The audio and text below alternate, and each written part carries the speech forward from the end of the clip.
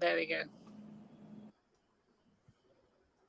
Welcome back to the Africa is a Country podcast. My name is William Shoki, and I'm the deputy editor of Africa is a Country, as well as the host of this, which is Africa is a Country's weekly talk and interview show on politics and culture happening on the continent. Today is a very special episode. First and foremost, as you can see, we are doing it with video, which is a throwback to the first iteration of this program. And the reason we are doing it on video is because we want to celebrate the life and work of a very special person in the Africa is a Country community. And this is in the wake of a collection of writing from this person, who is Binyavanga Wainana. So a month ago or a few weeks ago, the edited collection, How to Write About Africa, was published with Hamish Hamilton. And it's a trailblazing collection of writing from Binyavanga Wainana's extraordinary life. If you don't know who he was a seminal author and activist, remembered as one of the greatest chroniclers of contemporary African life. After his death in 2019, this groundbreaking collection brings together his pioneering work on the African continent for the first time. A rule breaker of wry satire and piercing wisdom, this collection includes many of Binyavanga's most critically acclaimed pieces, including the viral satirical sensation How to Write About Africa, which greatly inspires the title of Africa as a Country, and we will talk a bit more about how that came to be, and his writing fearlessly across a range of topics from politics, international aid, cultural heritage, and redefining sexuality. This is a remarkable illustration of a writer at the height of his power. And to talk about his life and his work, I'm very pleased to announce who we have on the show. The first is Achal Prabhala, who edited this collection. And Achal is a writer, filmmaker, and public health activist who lives in Bangalore in India. We have as well Dayo Musangi, who is an experimental self-taught queer artist whose practice uses performance, text, visual, and audio installations. Dayo has participated in various group exhibitions and is part of the Queer Art Collective as well as String Fabulations. Dayo also teaches gender studies at American and St. Lawrence universities. And we are joined by Dayo Forster, who is an internationally published novelist who also has a parallel career in financial inclusion. Originally from the Gambia, she lived in Kenya for several years. And Sean Jacobs, who's the founder and editor of Africa is a Country, might pop in and out. So thanks to all of you for joining to talk about an incredibly special person. And congratulations, Achal, on editing this volume and bringing it together. I think I want to start with the first question, which is, how did this collection of writing come together? Which parts of Binyavanga's career does it cover? And what was the original inspiration? Thanks, Will, and thanks for having us here. I'm so excited. Listen, you did leave out something, though. The most important part of Dayo Musangi's presence here is that Dayo has PowerPoint slides for us, a short presentation. No, but seriously, no one has any PowerPoint slides. I'm so happy to have this more kind of informal conversation about this book, because one of the things I think when this started off, I was so concerned with is that it didn't get put out as another worthy book that worthy people could buy, but not actually read, right? Because I felt that this was the very opposite of that kind of book. It started off, I think, partly in the sort of frozen feeling I think that many of us had after Binya died, when I think no one was quite sure as to what to do. It was sudden. There were several difficult months leading up to his death, and I think several people who knew him well didn't really have much contact with him just before he died. I certainly was completely frozen, and I didn't quite know how to react. I remember one or two people who knew that I knew him reached out to ask if I could write an obituary or some kind of remembrance, and I had absolutely no words. There was just no way that I could say anything coherent, and I had complicated feelings of course, deep sorrow, but also love and loss and guilt, and a range of emotions. As things settled down and as things went along, I think his family, his three siblings, who are who've always been very supportive of their brother and incredibly proud of his writing career, every aspect of him. And those siblings are Jimmy and Shiro and Chiki, otherwise known as James, June, and Melissa, decided that they wanted to do something more with all of the writing that he had. And at the very same time that they were thinking about this, his agent, Sarah Chalfont, and his publisher, Simon Prosser and Hannah Chukwu at Hamish Hamilton, also had roughly the same idea. He had signed contracts years ago to produce 2 collections of essays, which hadn't been fulfilled. And so we decided to go ahead and fulfill those contracts. And I think we knew by this point that there was an enormous body of work. It was mostly obscured. None of it, or very little of it, was actually available or curated in a way that people could consume and understand.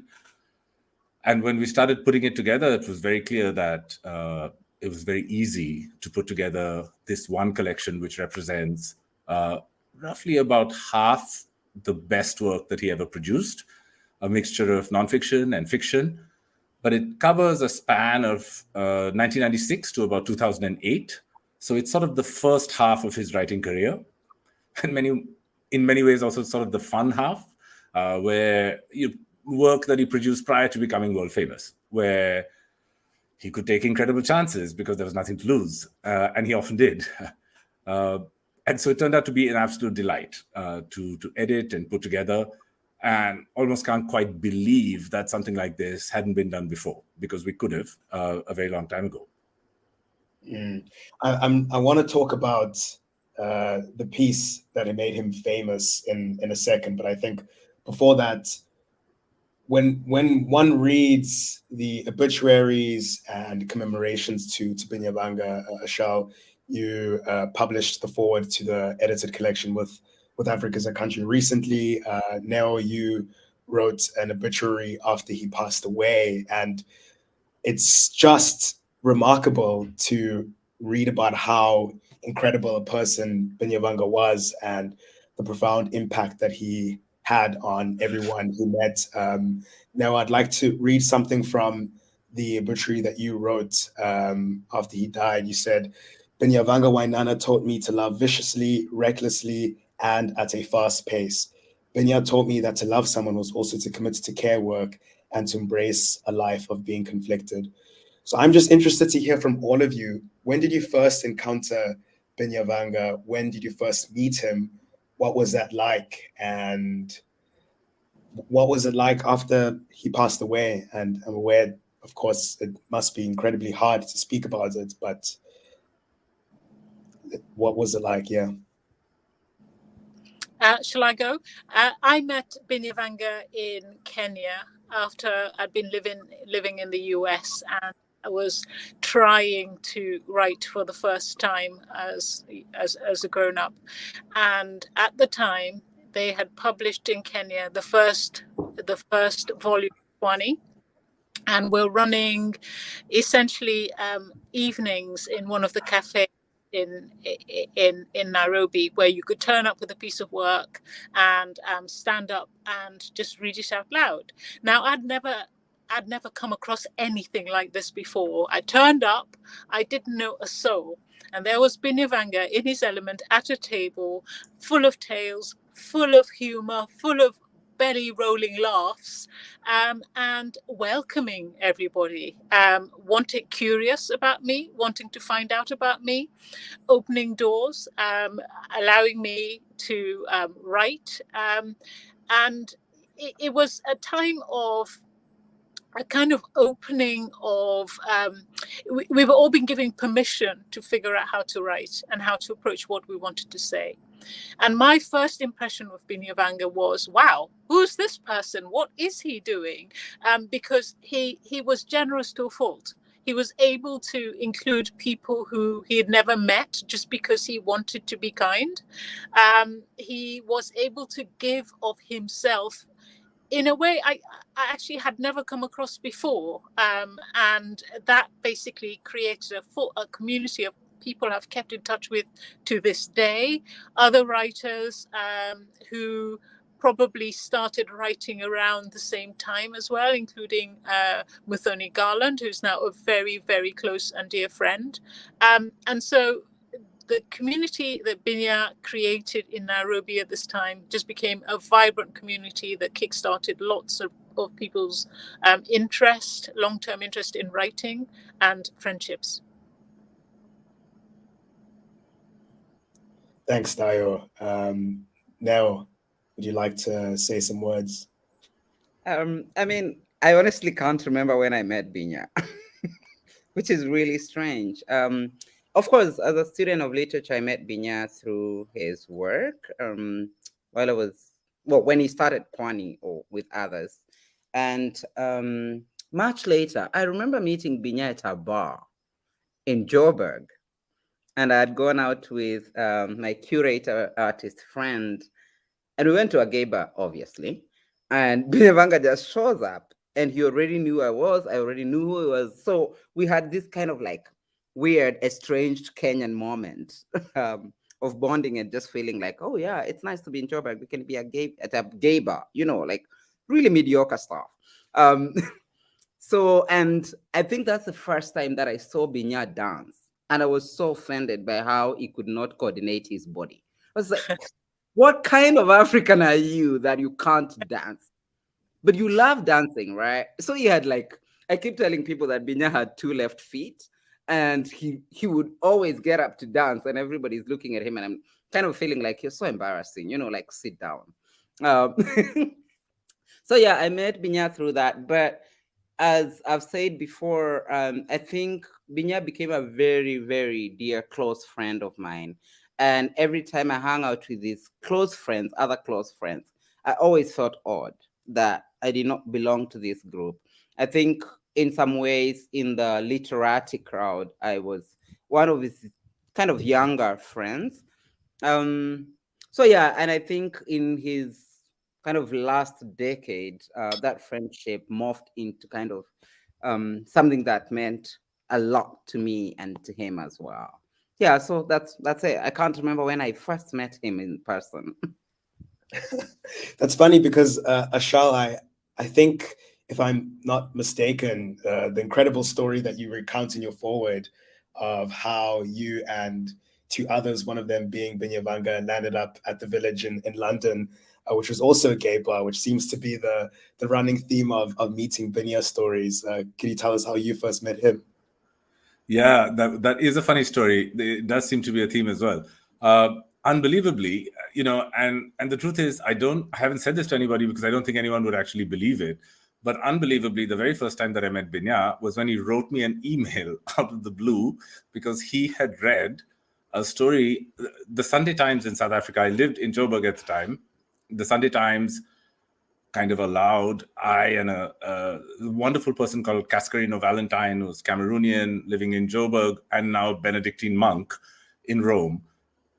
You see how already the story becomes unbelievable. Anyway, but he and I did a series of articles on being sort of brown in black nightclubs and black in brown nightclubs, and also strip clubs in inner city Joburg. And so we did a whole series of things about really kind of minor underground racial oddities, which honestly we thought there's no one else in the world except us who were going to read and like. And then out of the blue, I got an email from Binyavanga Wainana, who I just about knew about because of How to Write About Africa, which had been written then. And a common friend of ours, Mike Vasquez, had been trying to connect us. And so I think he knew my name and wrote to me out of the blue. And then we started talking on email, and then we met in person in the United States. And it was the oddest kind of meeting because 5 seconds, I think, into meeting him, we were just best friends. And it was that very sure, certain feeling that I would know this person a very long time. I can't quite describe it, but we were literally instant best friends from the 5 seconds after we first met. And then we went to London, and Binya, as his custom, was wearing these boo-boos that he had got made in Dhaka. We had picked up this friend who was in a sari and had flowers in her hair and so on. I was wearing a kurta and a shalwar and chappals.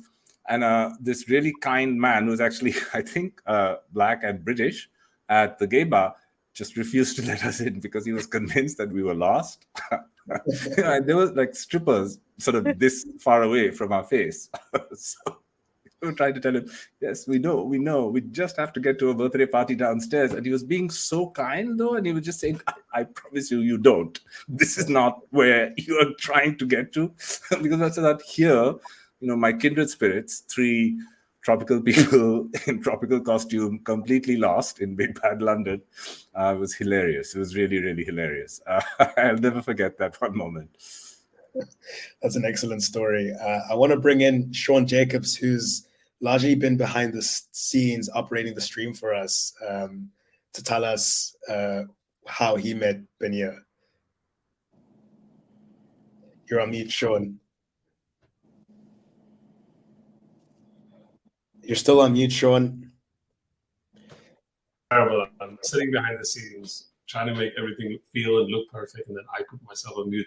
Now I was just going to say my story is less dramatic, and is more sort of like indirect. So I had studied in the U.S. in the mid-90s, and I'd gone back to South Africa to live there, work there. I was kind of with the intention of returning, and I remember.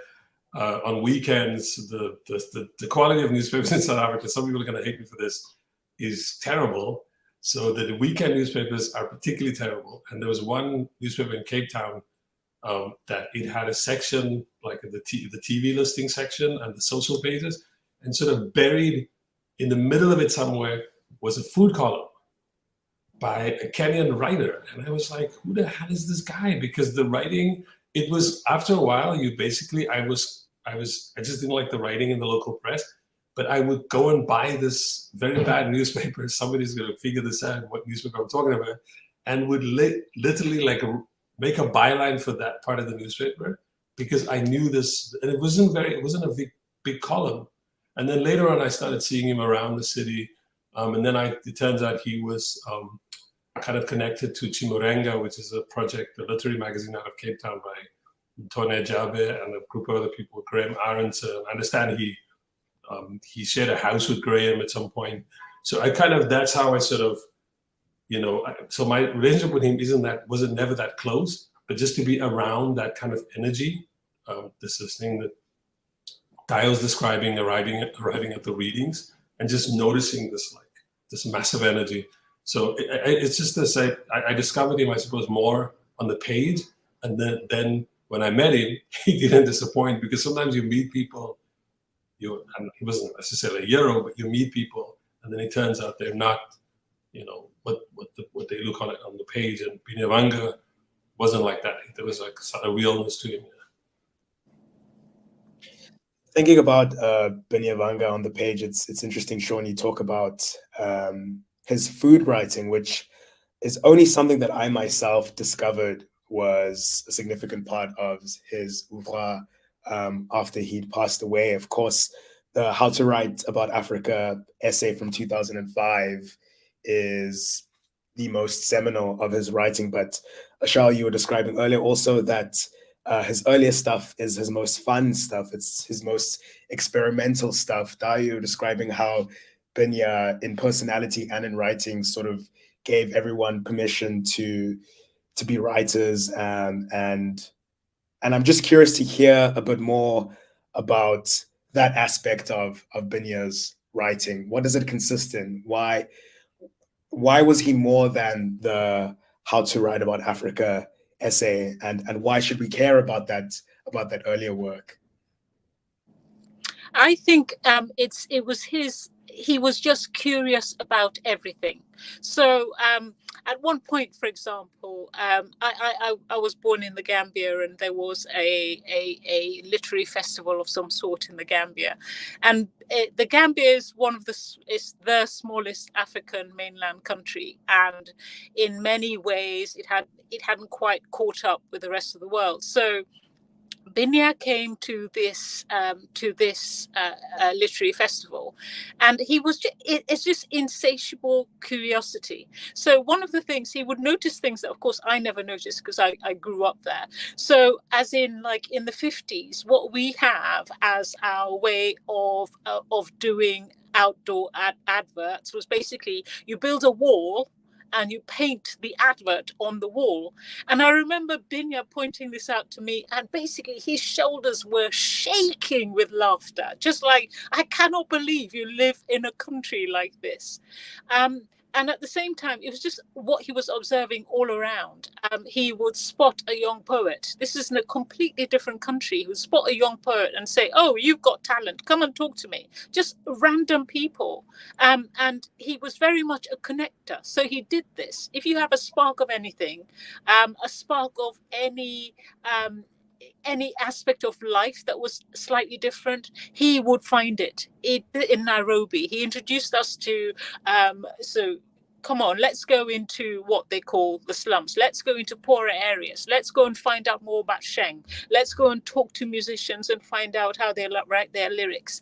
And for me, what it did at the time was just open up this whole slew of new experiences, new kinds of people. The other thing that I know that he sparked in me and the group of people were around was an ability to self-examine. So there was lots of honest writing, lots of honest conversations. The way you kind of cut through the small talk, cut through the crap, and just get to what's important in life. And I just remember Binya was in the center of all of these conversations. So in my house, we'd have Sunday brunches, for example, and then he'd come with a whole bunch of people that I didn't know, and we'd just keep the food coming, we'd just keep the drink coming, and brunch would become lunch, and would become early dinner, and people were still around, still talking. So he had this immense capacity to be curious, to find the right people, and to connect people. It was magical. And I think that's what fed his writing.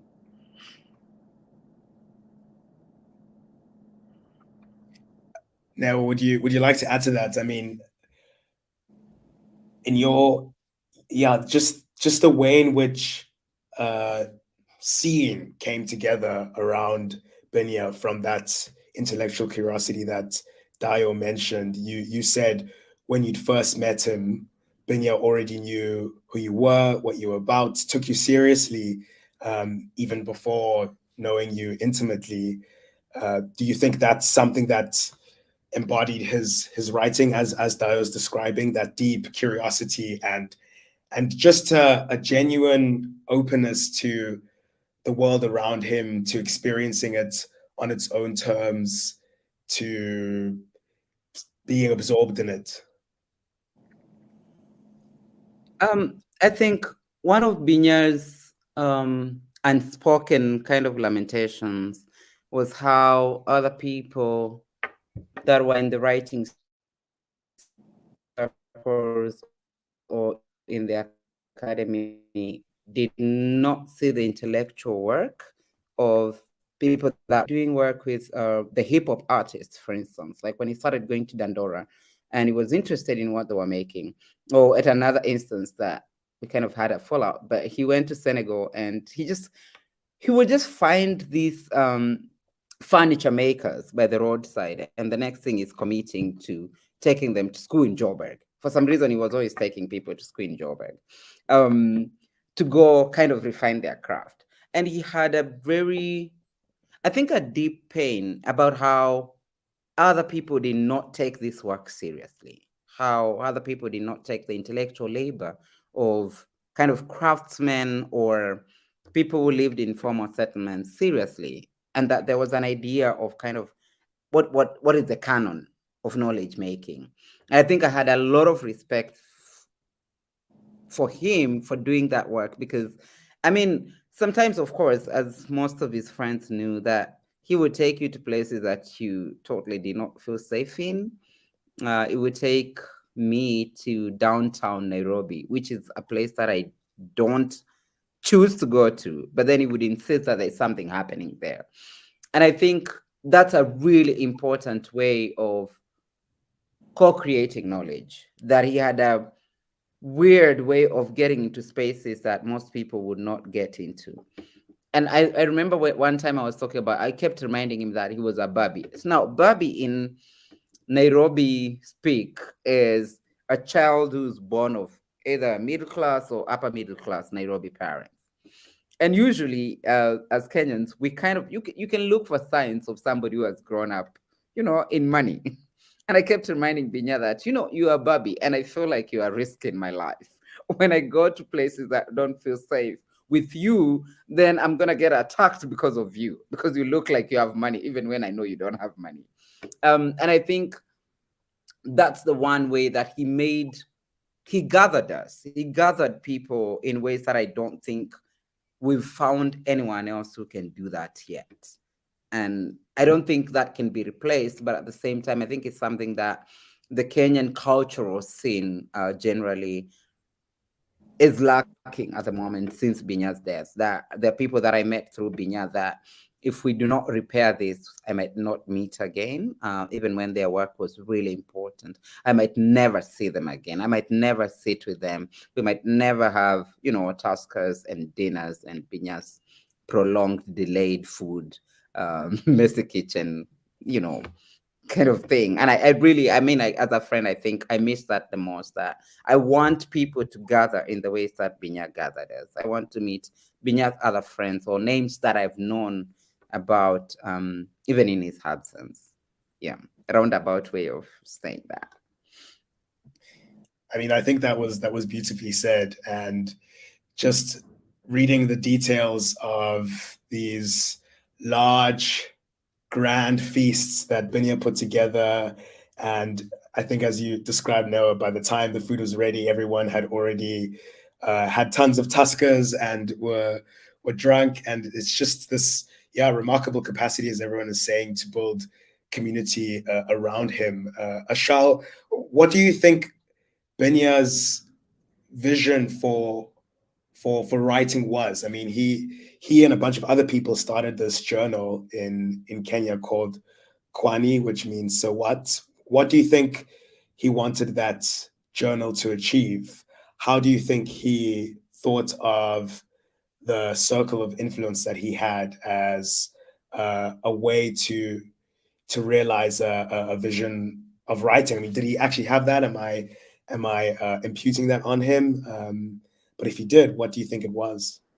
Well, so that's a great question. But before I answer, I tell you what I thought of his vision for writing. I want to tell you about his vision for living without sleeping. Yes, because you were talking about grand feasts and so on. And in fact, I think the last time I was at one of those grand feasts, I think Dayo, you were there as well, because it was when you still lived in Kenya.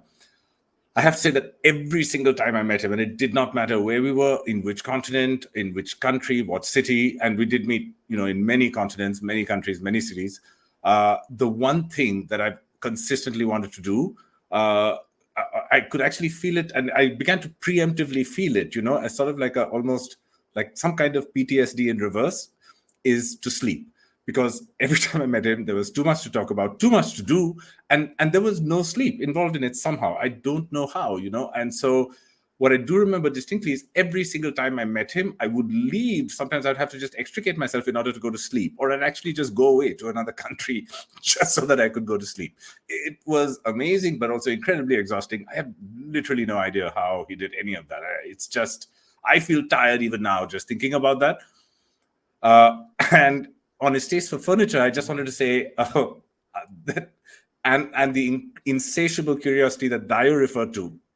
We were walking around Shivaji Nagar, which is a low-income, working-class area in Bangalore, very close to where I live, with a lot of second-hand furniture shops. And out of the corner of my eye, I saw these two exquisite old barber's chairs from probably the mid 20th century in India.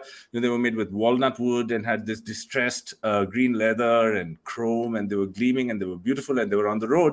And I immediately averted my eyes because I did not want to get drawn into some sort of harebrained scheme to transport them across the world or something against my will, and then have to devote a year of my life or something to fulfilling that request.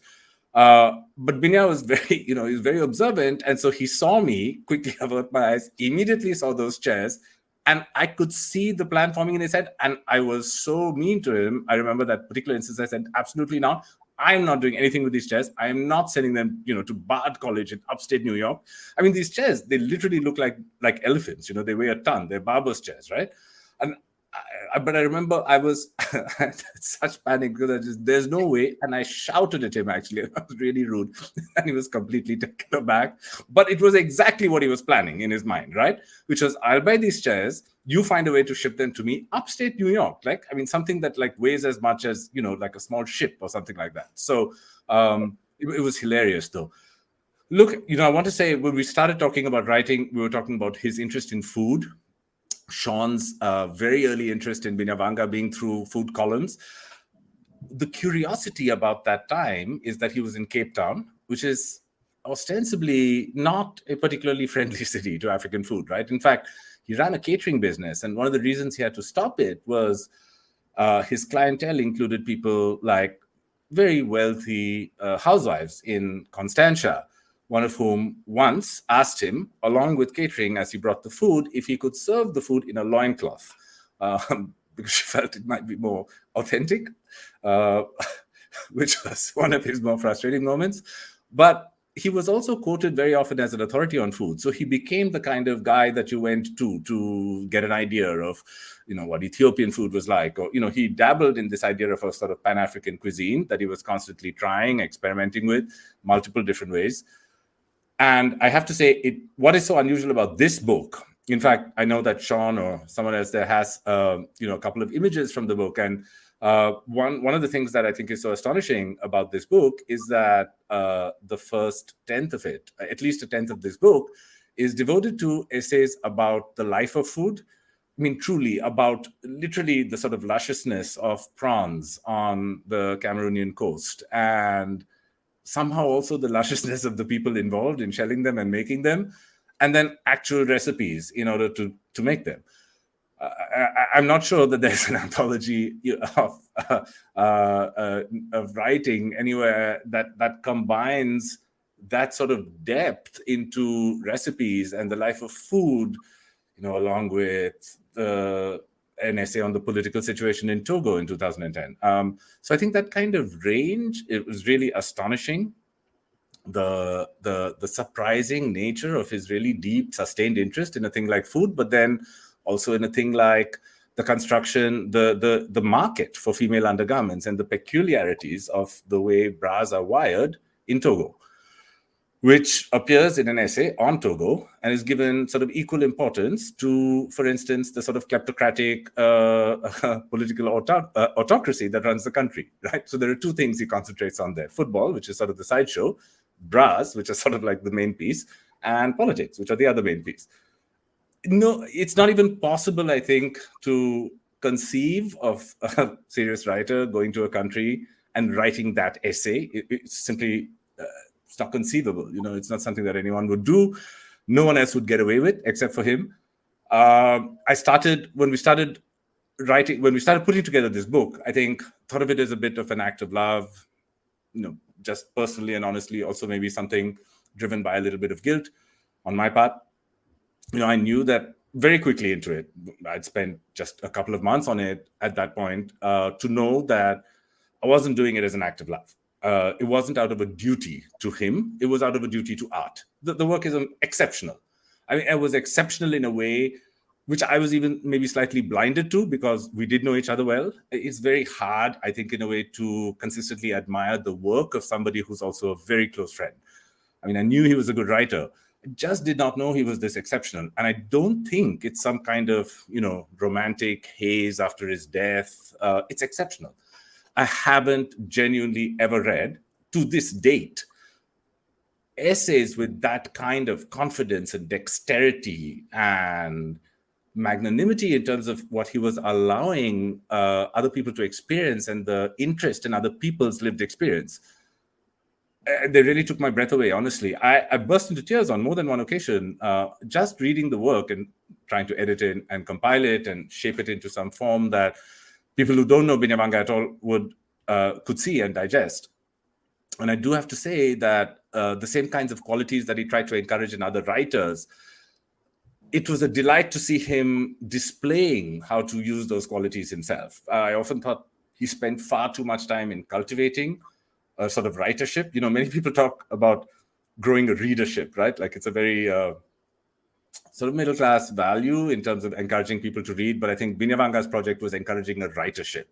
He really wanted to make writers, but it was also irritating because he was an exceptional writer, and I felt there should be more of that. In fact, there was more of that. We just, didn't fully see. I didn't fully see it. I'm really happy that it's there to see now. It's writing that so absolutely deserves to be read. I'm so glad it's out in the world. And I'm grateful it's out in the world too. And I mean, I think reading the collection and being as astounded as you were, Shal, to just really appreciate how exceptional his writing was, which, I'd read a couple of his pieces, but I don't think I'd never encountered his pieces as extensively as I should have. And part of the beauty of this collection is that it does all of that for you. And I suppose a worry I have is that I'm from a younger generation, and I suppose just as my writing career was starting to take off, Binya sadly left us, and I think what I want to know is for younger audiences who did not overlap with Binya when he was with us and when he was creating and producing, what would you say his most important contribution to literary and intellectual culture has been? We've been, I suppose, touching on it throughout this entire conversation, but now, as you were saying just now, you're also worrying that Binya is irreplaceable, but it seems that we can't even hope for imitators, because what he did was just so singular that to even begin to try and imitate it feels like a fool's errand. What was it, do you think, that was the most important contribution that he made? For me, I think it's the importance of community. I haven't stayed in touch with everybody who was part of that group, but there are a few people, because of the depth of our conversations, I'm pretty sure that if I met them today, I would still be able to pick up and have a similar conversation of great depth with them. So, for example, Achal, who I haven't seen for several years. I think so, as well as the importance of community, is the fact that you actually have to commit to that community and spend time in developing and cultivating it. I think it's a message that goes across generations, across the decades. The second thing for a new generation of writers would be, I guess, it's irreverence, because I feel that Binya was a very irreverent person. He never took, nothing was gospel. You could attack ideas, ideas, not the people. You could pursue unusual things like what Achal was saying, trying to meld football with bras, and that was and that immense curiosity that basically should drive you anywhere. Just go wherever the art, wherever your curiosity takes you, and try and deal with the subject matter in a very irreverent way. So I think for me, those would be the two things: the importance of community and building it and sustaining it yourself, and irreverence when you're writing.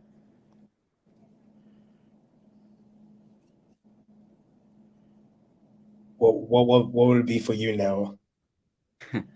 So I think one of the things that I think, because I don't consider myself such a good person, I thought Binya was such a good person that he would be so generous to read drafts, right? Because reading people's writing drafts can be so exhausting. And so one of the things is that I remember, even before Akwaeke Emezi had become as popular as they are now, Binya had met them at the Farafina workshop. And for whatever reason, he decided that me and Akwaeke had to be friends. And almost every day for more than a month, he kept telling me to write to Akwaeke, right? Like, write to them, invite them to Nairobi. And I was getting frustrated because I was like, Binya, you don't realize how this sounds like, right? I'm like, I can't write to a person that you met. And I'm asking, so he did the introductory email and he left it at that. And now it became my job to invite Akwaeke to come visit. But also, it wasn't just because, I think because of his interest in spirituality, and I think at the time Akwaeke was writing Freshwater, and he might have read bits of it. He was just like, this is somebody that we need to hang out with outside of our workshop. So this goes on for a while, and it's kind of like a forced friendship. I mean, that has morphed into other things, but I just thought, you are so generous that you have time to read people's full manuscripts, give comments, and keep recruiting these young people. You know, and I thought, this is really a special generosity that you have, that you feel like you are large enough to bring people in a way that I've not seen in most other people. That he had the time, he made the time, he made young people and young writers, especially, feel really like their work was important. And that he would, because of that curiosity that Dayo and Achal are talking about, he had this thing that every time he read a draft, it felt like this is the best thing that he has read. And it didn't matter what you tell him. It was like, this is the best thing. I've never heard about this phenomenon. I've never seen anyone write about this way. And I think that, for me, requires a particular kind of person. It really needs a particular kind of person to open themselves up in those ways. And in many ways, an admirable thing about Binya the writer and Binya the person was that he didn't remember that he was famous. That did not matter to him enough times. That he completely forgot who he was, and he was just this person, right? And I always wondered, like, there's nobody in Nairobi who doesn't know Binyavanga Wainaina. So when he would wear his ridiculous earrings after a visit to Joburg, I was like, but people know you. What does this mean, right? You're going to be in the news. And then he's not in the news. So, yeah, so there are aspects of him that, for young people, and that I feel like a loss, is to have a person whose name is that big and to still take you seriously, regardless of how old you are, and to make room for you to enter spaces and to make connections, for you to actually meet the people that matter for whatever it is that you're doing. I think that's really, really special. Achal, would you like to add? Dayo, I'm really moved by what Dayo and Neo had both said. I just, everything they say, I feel like I feel it. Dayo will understand exactly what I mean. Yeah. By the way, so Dayo and I actually are an example. I think Neo and Dayo and I are an example. We don't know each other that well, right? But we also know each other really well somehow. And we kind of really like each other. Dayo's come and stayed with me. Dayo writes to me randomly. I write to her randomly. There's a very nice connection. None of us, by the way, would have this connection without Binya. And Neo's in my case, Binya didn't even make it. I literally no idea how we made it or whatever. But there is this kind of sort of, wider sort of Binya's World Wide Web, which does kind of exist. I do want to say we organized a public presentation of Binya's life at Joburg, in Joburg at Wits University. This was about a year before he died. So I think 2017 or 2018. I don't fully remember, but it was not long before he died. He was in South Africa, very keen to move there, was really interested in some way of being able to reside in the African continent on a place that he could recognize and love and enjoy, and also just fully be himself. And then, which is not, something that you could do everywhere. And I think really appreciated what Joburg could offer him. And so I organized it with him as a kind of job talk, I suppose. So we held a lecture where a colleague, an academic called Danai Mupotsa, and I had a conversation with Binyavanga in a beautiful old room, an amphitheater at Wits, in order to kind of entice Wits academics to give him a job. We didn't know quite what to expect. Binya was in a somewhat frail state. I was furious about that because I I worked with him a little bit on his medical condition, and I found that he wasn't really taking care of himself very well. His speech was slurring. He was doing things that he shouldn't, like drinking and smoking and so on at that time. And I just looked and sort of, behaved in a way that was a bit heartbreaking for me, because I'd seen a down. I'd really worked hard with him to try to get him up to a really good place. And then he had slipped and was in this bad place. So I didn't quite know what to do. And he wasn't very voluble as well as a result of that. He was slow. He took longer to think. The words didn't come out that clearly. They were slurred. The hall was packed, just absolutely packed, right?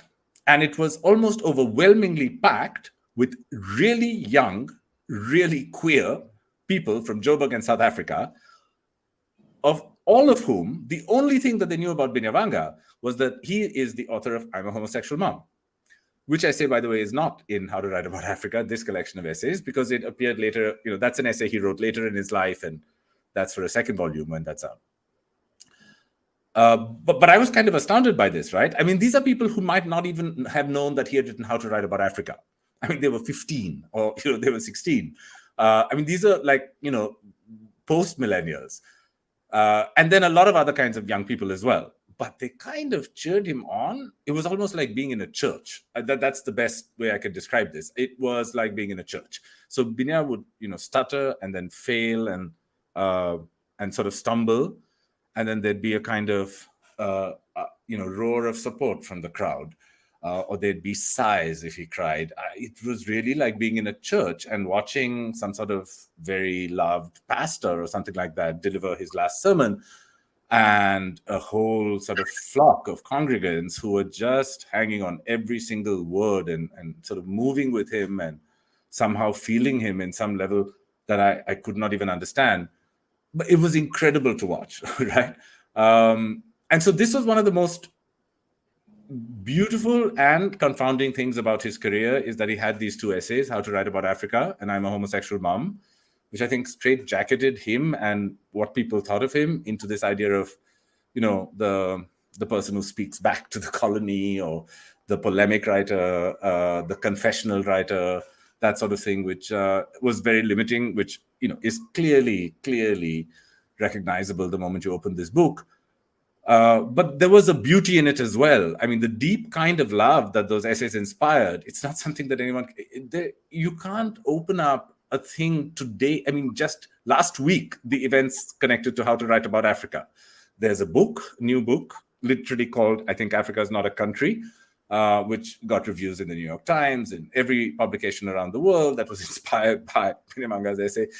It's kind of astonishing, that sort of velocity, but that kind of permanence for an essay like that to have. Who writes essays like that, right? Who else can you think of has written something, a mere 1,000 words, which have lived on and grown almost with a kind of, supernatural momentum as every month and year has passed on. So there is a beauty to them. But I think that there's a very perceptive review in The Guardian by Nesreen Malik, who's a really smart British columnist, which I think really gets to the sort of heart of this, which is when you read the full range of Binyavanga's writing, How to Write About Africa seems like indeed the most tame thing that he's done, right? Because the other stuff is just so much more exciting. And I mean, so it's, I think, astonishing to experience that, how new generations seem to recreate this idea of Binyavanga, which is completely different from mine or yours or someone else's, and just, I think, was as equally welcomed by him and thrilled him just as much. Yeah, wow. I mean, there's so much to say. And this thought you've left with us, Achal, about the numerous Binyavangas and how each Binyavanga is different to another person. I think one thing that I was personally frustrated by when I first started reading his work was precisely the fact that he was so hard to pin down, especially, in my kind of political maturation. I was very much a person who wanted to know, which camp are you on? What are your politics? I want it in a kind of bite-sized form so I can, sort of sort you out, perhaps in a kind of friend-enemy distinction, as young folks do. And as we were having this conversation, I mean, Dayo, you were saying earlier that what stood out about Binyavanga was his irreverence, the fact that nothing was gospel to him. We've spoken about his magnanimity and his generosity. I mean, does it matter that you couldn't really quite politically place Binyavanga? Should one try to? Is it futile trying to? Is it besides the point?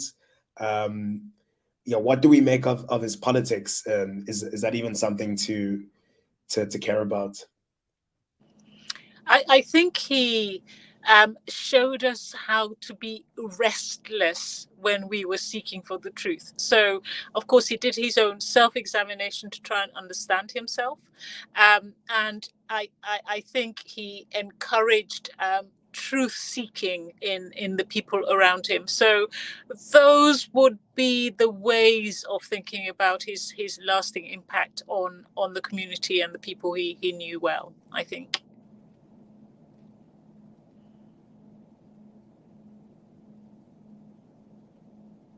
Yeah, what would you like to add? So, Achal, I would tell you to not try to pin down Binya politically. He will disappoint you. I think in a recent conversation between me and Achal, I was sharing a kind of, I guess it's grief, but I was just thinking about how I'm kind of glad that Binya is not here in the current political climate, because he would have said such reckless things that we would never be able to save him from the world. So probably in COVID, Binya would have been an anti-vaxxer today morning and write like a frantic essay on it. He would have been like probably a Trump supporter, and then he switches sides and, like chaotic stuff. So, but as Dayo is saying, I think there was something deeply that he held about not just truth seeking, but also truth telling. So the truth as it happens in the moment.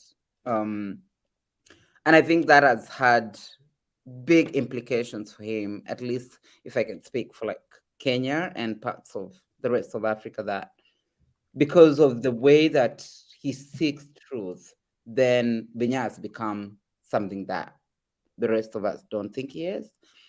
Just because he's so frantic in the way that he would say things.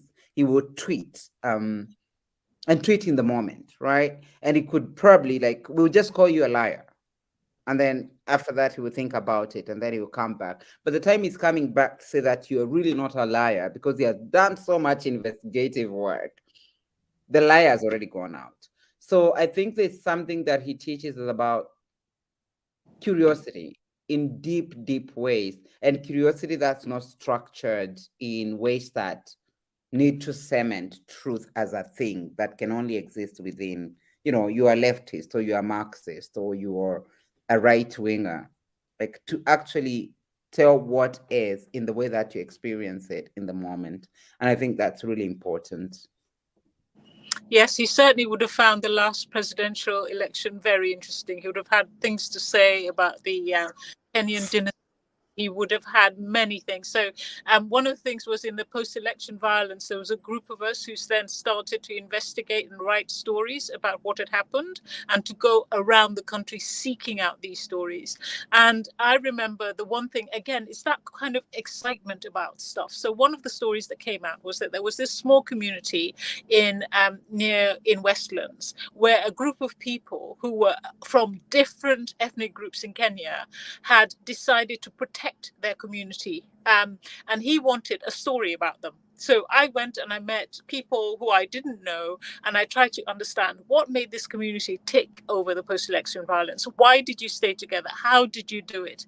And it's that kind of thing that it's like looking for the human story behind the politics, I think is more interesting and would have been more interesting to him than the mere politicking itself. And that probably explains why he could shift from one view to another, because he was seeking the human story and the truth beneath it all. So I agree with you, Neo. It's incredibly well said by both of you. Achal, would you like to add to that? And due to time, this will have to be the last word. For me, I felt I'm at Binya at an age when I was probably more leftist than him, but it was also an age when I was more leftist then than I am now. Part of my life is activism, and I believe very strongly in the things that I believe in and what I'm fighting for. Doesn't mean, I think, however, that I go to sleep and wake up sort of, thinking of Marx. I was really attracted to Binyavanga by the possibilities that he offered me to expand my imagination, honestly, to find new ways of being myself and being in this world. That sounds a little pompous and grand, but it was actually quite true in a practical sense. That is what he did with every conversation I had with him.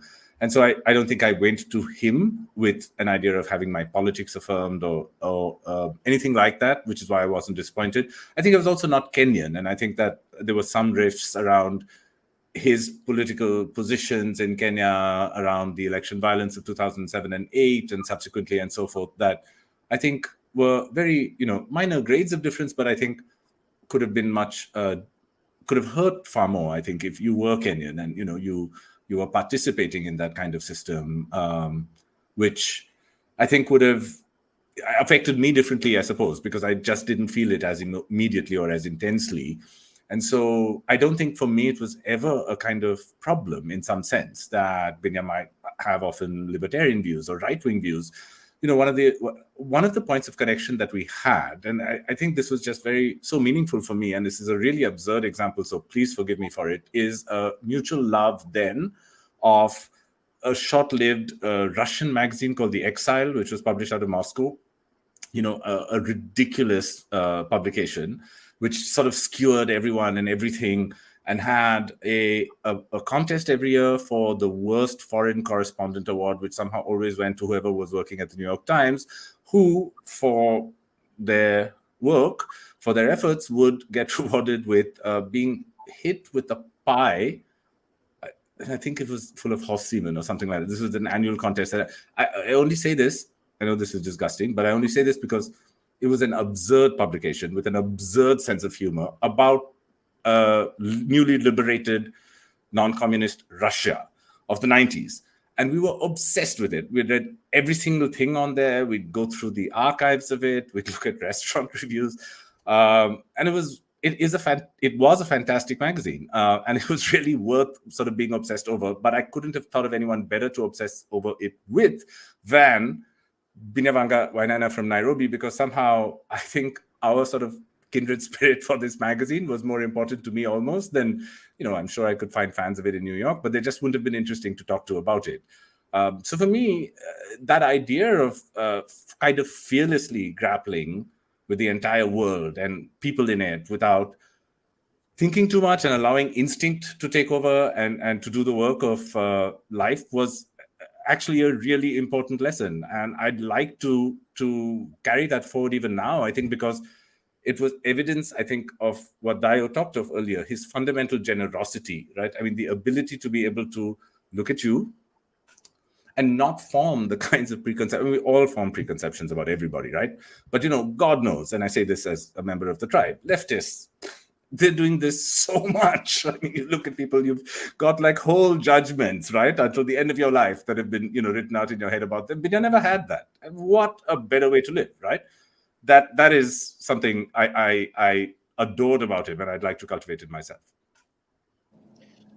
It's been absolutely wonderful to hear this from all of you, and Binya, it's reflected in his life, his writing, everything he did, that he was truly a mensch. And I think to conclude, I want to read the last paragraph from the introduction to the essay collection, which we are discussing today, How to Write About Africa, which is edited by Achal and which just came out recently with Hamish Hamilton. And the introduction is written by Chimamanda Ngozi Adichie. And what she writes about Binya, she says, "I learned so much from him as a person and as a writer.